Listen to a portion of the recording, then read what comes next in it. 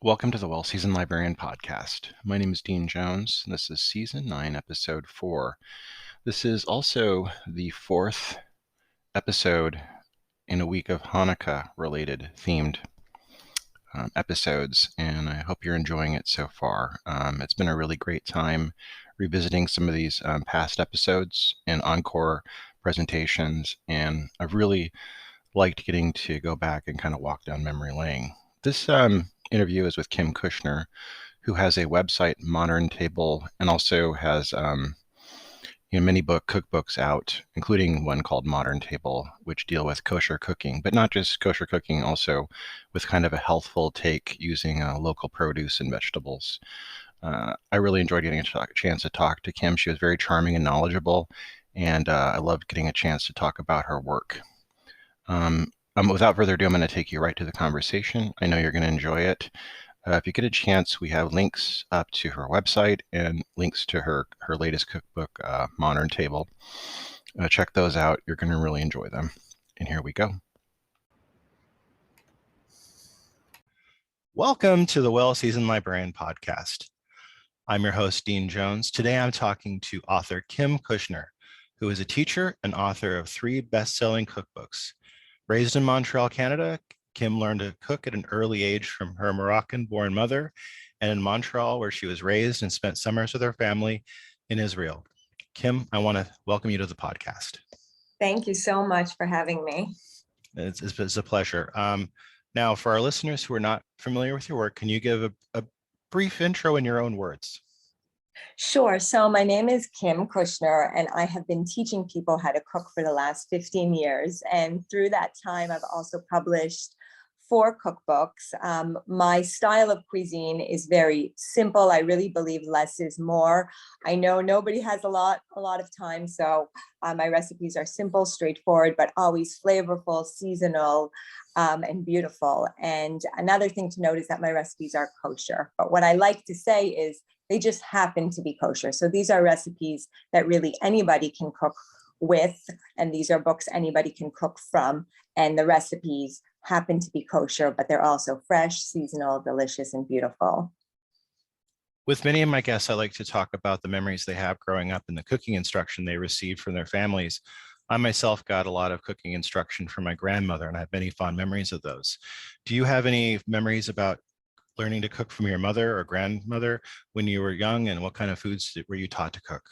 Sure, absolutely. I think actually my entire cooking career is based on my childhood, and all of my best memories happened around the table. My mother, who was born in Morocco and grew up in Israel and that later immigrated to Montreal, Canada, continues to be a terrific cook, but more than that, she's an excellent hostess. And we were always having people join us, gathering around our table. She cooks a lot of traditional Moroccan and Middle Eastern style foods, but as she got older and, created this life in Montreal, Canada, she also took on flavors and cultures, foods and from different cultures and flavor profiles. And she always dabbled in different areas of cuisine. And I certainly was a huge inspiration for me. You've worked in many different facets of food. Did you always know that was going to be the case for you, or did you have to think about this a bit? I definitely had to think. There was a lot of trial and error. I worked in a few restaurants. It wasn't for me. I have so much respect for people who work in restaurants.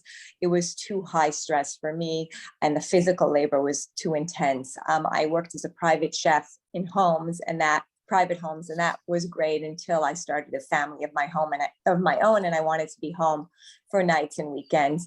But really, what I enjoyed the most was teaching cooking classes, and it's still what I enjoy doing the most. I do a lot of privates, I do a lot of groups, and just helping people find confidence in the kitchen is something I really, really find rewarding. We've had a few guests on the program who are alumni of the Institute of Culinary Education in Manhattan, which is a very esteemed school. What was that like going to this school for you? It was a wonderful, incredible experience that I'm very grateful for. It was extremely eye-opening. Many of the people in my course were starting, this was a second career for them. So they were older than and I really had a lot of admiration for people who picked up, at a point in their lives when you would expect them to be settled, and they decided they wanted to go this new route. And it was very, very serious school. Like, it's not a joke. They're very serious about it. You're really trained according to French cuisine. There's a lot of respect in the kitchen, and I really did learn a lot. You have worked doing much food writing over the years. You've done recipes and articles for such publications as Food and Wine and Chili Pepper magazines. In 2005, you launched Kim Kushner Cuisine, where you began teaching cooking classes. Tell us about this period of your life. So this was a time when I was hosting a lot of dinner parties at home, and I was meeting a lot of people, and I would invite people over for drinks and food and meals. And I would find that people would always say to me, wow, I can't believe you made that. Can you teach me how? And there really was an interest in individuals learning how to cook and how to entertain and how to host. And that's really how it started. So I got a small group together, and I did the first one. It was word of mouth. There was no social media back then. And then, other people would call me, and we'd get another group together, and so on. And that's really how it grew. And then I ended up renting a space and teaching cooking classes out of the space. But I also found that people loved it when I came into their homes to show them how, I would go to apartments in Manhattan, and people would say, I've never even turned the oven on. I don't know how to turn it on. So people like having the cooking classes in their own space and learning how to work with what they have. So that was another aspect of it. And it really grew from there. At the end of every class, people would say, do you have a book? And I didn't at the time. And that's where the seed was planted, that I would start to compile my recipes for the book. So I always say with my cookbooks that the cookbook was created for the recipes. It wasn't that the recipes are created for the book. The recipes were already there. They're tried and true. They've been tested many times. And then the book was created to house them. Now, that leads me to ask, so many of your recipes deal with kosher cuisine. Mm-hmm. And I want to ask you, for the listeners who are not familiar with the term, what does that mean, and how does that affect your recipe writing and your cooking in this aspect? Right. So I think there's a misconception. Kosher cooking and kosher recipes and kosher food really refers to a set of dietary laws that need to be followed in order for the food to be deemed kosher. Kosher food is sometimes thought of as a kosher cuisine or a kosher style, where people would think that, pastrami on rye or knishes, that's kosher food. But really, that's kosher style or kosher Jewish cuisine. Whereas kosher as a nutritional or as a set of guidelines really just refers to certain things according to the Bible that can and cannot be eaten. For example, we don't mix dairy product with meat product, or we don't eat shellfish. But for the most part, there is so much that we can eat. And that's what I always focus on. I don't focus on what we can't eat. I like to work with the abundance of what we can use, fresh seasonal ingredients, delicious produce, meats, fish for the most part.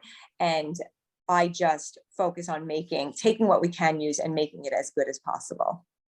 You talk about seasonal cooking a lot, and I really like that. I think a lot of people now are looking to that right now. I think that's becoming something that we're all really wanting. In reflection to holidays and special times, how does that kind of play into that for cooking? You know what? I always like to base my cooking on what is available and what is highest quality. So I won't cook a certain recipe because it's that holiday time. I'll try to use what's available and what's at its peak, and then make it apply to the holiday. So let's say you're talking about Thanksgiving. It's already the fall, so the root vegetables are available. That works well. But I'm not going to try to make, a berry pie at Thanksgiving time. It's going to be apple. It's going to be pear. It's going to be fruit that are more readily available at that time. What could be citrus as well. I've been lucky enough to have guests that are doing seasonal cooking for Jewish holidays over the course of the year. And what's really cool is that people are from different areas. Like they could be from Australia, they could be from California, they could be from the East Coast.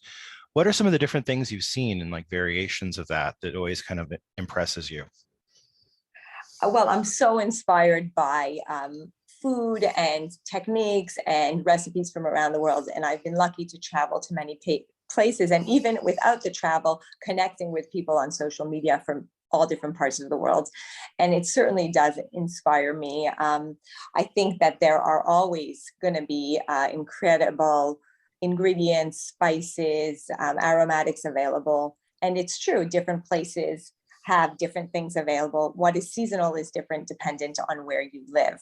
When I traveled to Australia, it was the early fall here, and it was already feeling chilly there. And we were there for a Shabbat dinner. It wasn't a holiday, but I remember that my cousin there made a beautiful slow cooked pulled lamb dish that she used pomegranate seeds and lots of fresh herbs. And I've used a variation of that recipe in one of my books. So it certainly is inspiring to travel or to speak to people from different places and learn about what they're using and how they're using it in the kitchen.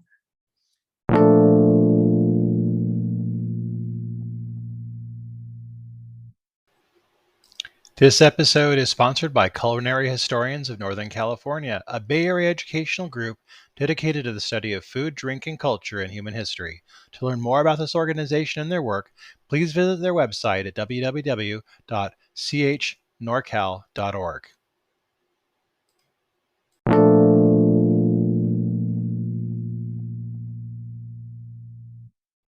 Your first book, A Modern Menu under the Kosher Cookbook Series #3, was published in 2013. This is your first book, as far as I can see. What what was that like for you and how did you like the books coming out and how it was received? That was an incredible experience. I had set out to write a cookbook, and I took a bunch of courses on how to pitch a cookbook proposal, and I spoke to many people. And most of the people who I came across said to me, it's a great idea, but nobody's going to publish your book. You're not famous. You don't have a platform, but you can do it for fun. So I thought, you know what? Why not? I'll work on this as a personal project. And I was about 3/4 of the way through, and I was writing a blog at the time when blogs were really, really hot. And I received a phone call from a publisher who said, I heard you're writing a cookbook and we want to publish it. And they basically gave me a lot of creative freedom to do it the way that I wanted to. A very good friend of mine who's a wonderful photographer, Andrew Zuckerman, comes to my house all the time, eats my food. And when he heard I was working on this project, he said to me, I'll shoot the book. And that was just such an honor. And it was very modern. It was very clean. It was very different than any kosher cookbook had ever been before that time, because the focus was really on the photography was just exceptional. And the pages were very white. The ingredient lists were short. The instructions were short. It was just simple, clean, kosher cuisine. And I was really happy with the outcome. Now, your second book was, so, I mean, obviously it was well received because you had many more offers to write more books. And you wrote in 2015, The New Kosher, Simple Recipes to Savor and Share. Tell us about this book and how this experience is different for you. Sure. So what had happened was I took my first cookbook, The Modern Menu, I took it everywhere with me, and I would walk into bookstores and I would walk into grocery stores and I would say, this is my cookbook. Here are 2 copies. Put them in the store, and if they sell, call me and I'll bring more. And people were very receptive. And I took that first cookbook to Williams-Sonoma, and they had never carried a kosher cookbook before. And they said to me, sure, well, we'll try it out. And it sold. And it was the first time they had put out a kosher cookbook on like a Jewish holiday table. And then they, at the time, I'm not sure if they still do, they worked with a publishing house who published most of their lifestyle and cookbooks. Yeah. Well, it was a Weldon Owen at the time. And I received a phone call and they said to me, we want to do a first kosher title. And so that's where The New Kosher came to be. Very nice. Now, I'm really eager to talk about Heart Kosher, Beautiful Recipes from My Kitchen, which was very well received. This was in 2018, and it had a focus on fresh seasonal vegetables for quick, easy cooking for families. Can we talk about this a bit? Because I think this was, a very popular book. Yes. So this was really an extension of the new kosher where people, I think, were beginning to understand this concept of kosher does not need to be thought of as it once was. We know better, we do better. We have healthier options, we're going to use them. And it was just very simple, everyday recipes. It was very well received. I did tons of promotion for the book. It got a lot of traction and people really loved it. Now, your newest book came out last month, The Modern Table, and it's out as of this airing. And I'm going to put links to it in the bio for the people who are listening. I read in an interview where you said that this is a book you always wanted to write. Can we talk about this? Mhm. Yes, that's true. This is a book that I always wanted to write because I love cooking. I love creating in my kitchen. I love testing out different recipes, but more than anything else, I love gathering people around food. I love creating beautiful settings. I love all the details that go into it. I love, creating gourmet gifts. I love setting a personalized table. I love inviting people into my space. And so this book, The Modern Table, really combined my passion for cooking and entertaining into one book. And over the years, as I've hosted so many events, the one thing that I've heard over and over again is, Kim, how do you do it so that you enjoy yourself? You seem so at ease. You don't seem stressed out.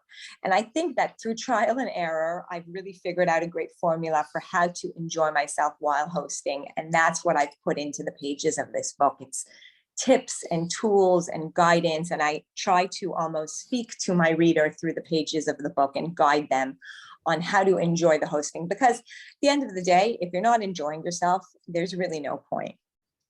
You said that in The Modern Table, you wanted to present kosher cuisine in a contemporary light. Do you think people still have kind of a misconception about it and think of it as an old way of cooking? I think it's begun to change quite a bit. So I think we're getting there. We've come a long way and there's still a way to go. But I think people are now viewing kosher as something that is dietary rather than stylistic. So I think we are well on our way. I mean, one thing I always see when I'm shopping is that I see symbols on food that'll say Pariv, or it'll say, I think, the K image for kosher. And it kind of helps Right. people see this is for, it's just food.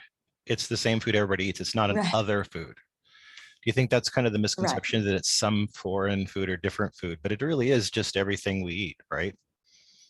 Yes, I do. And I remember when I had this breakthrough a few years ago, and my neighbors came over for dinner and they were not Jewish.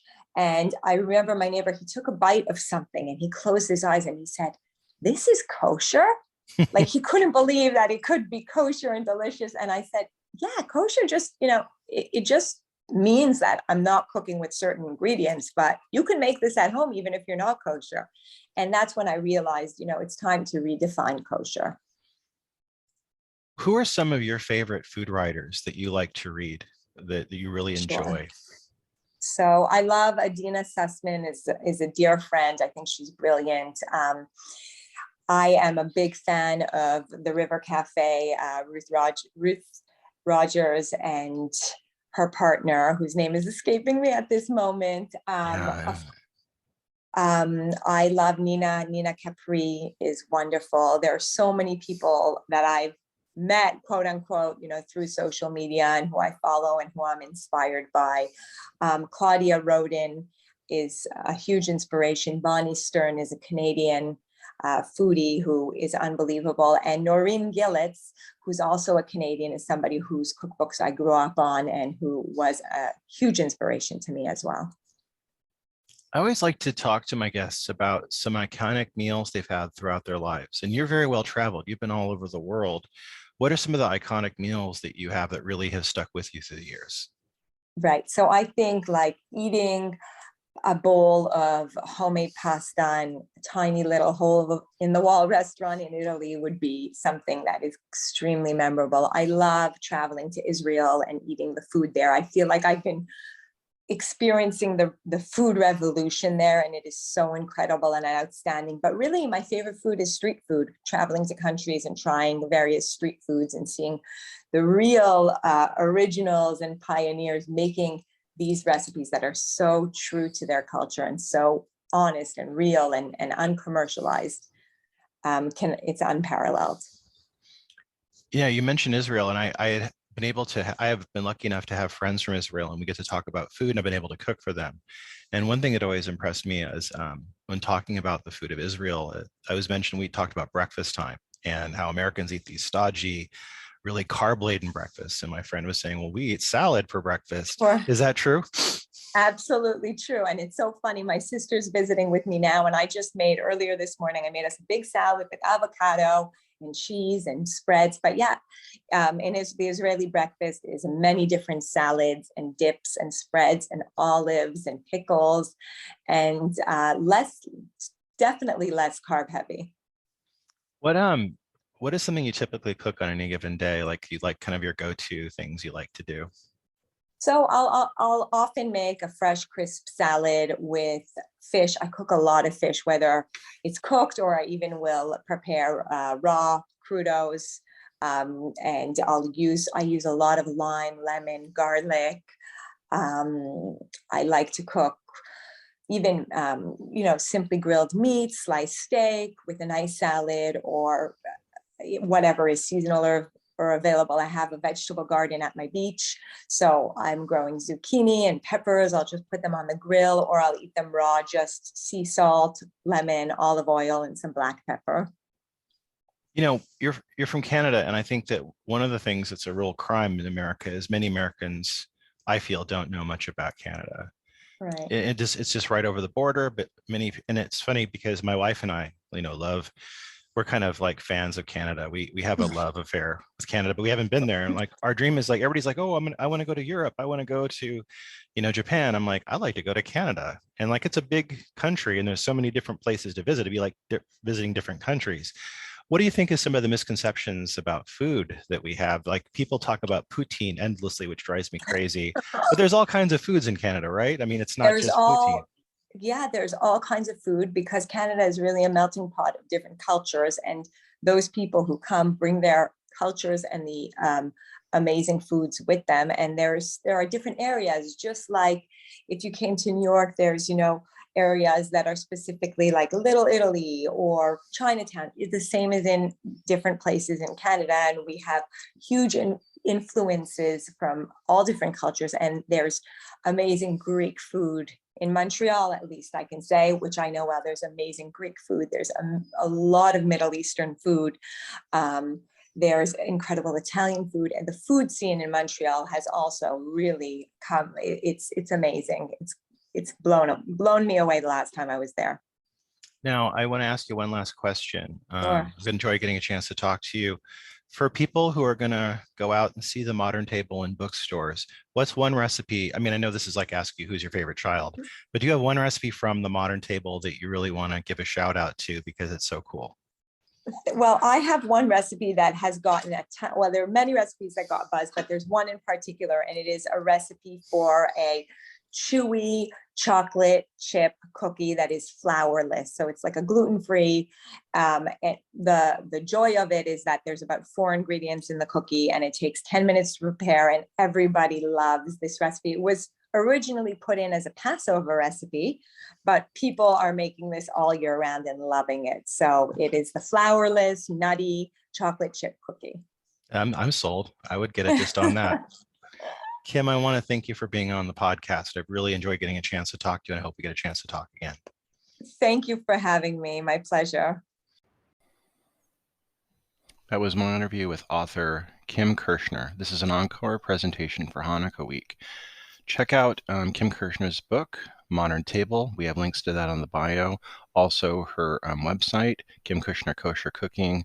Check that out as well. It's a really great website, and you'll love her books. She has a really great take on kosher cooking with healthful, local source produce techniques. So check that out.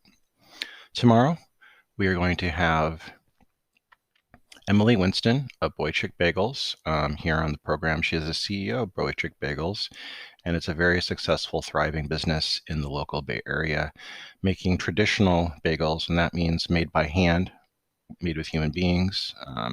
You're going to want to check that out tomorrow, and that'll be the last episode on our Hanukkah week.